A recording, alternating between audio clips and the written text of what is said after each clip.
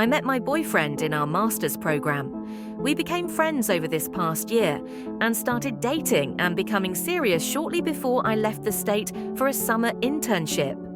He gifted me a book to read, saying it was one he liked.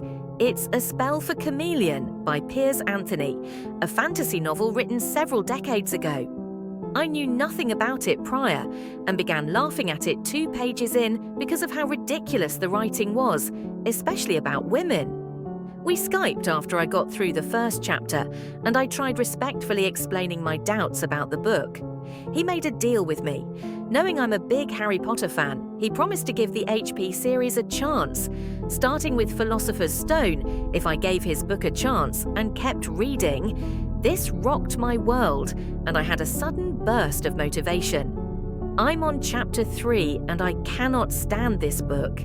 It is one of the most sexist and misogynistic texts I have ever had to read, and it honestly makes me feel like crap.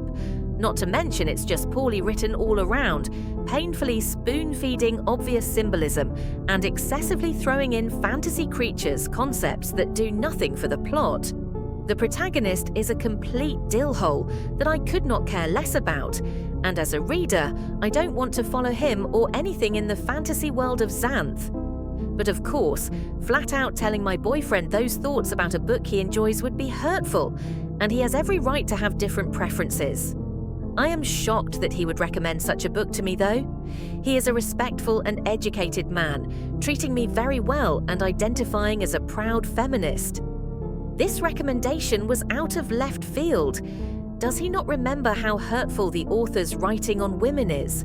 Did he read it at a young age and has since grown? I can't expect him to hold his end of the bargain and read Harry Potter, which is fine, especially if it means not having to put myself through Piers Anthony's excuse for writing ever again. I like my boyfriend a lot.